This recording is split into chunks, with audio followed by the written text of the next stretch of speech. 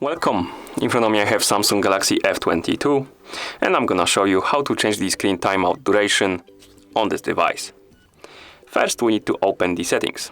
To do it, swipe upwards on the screen to open the app menu and then tap on the settings icon.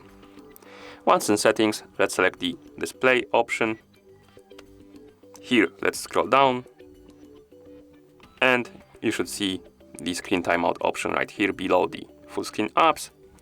Tap on it, and right here we can select the desired screen timeout duration.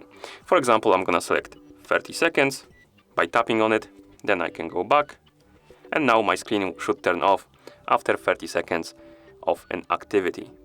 So let's wait. Anytime now.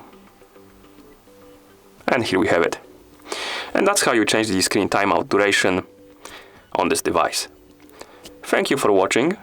If you found this video helpful, please consider subscribing to our channel and leaving the like on the video.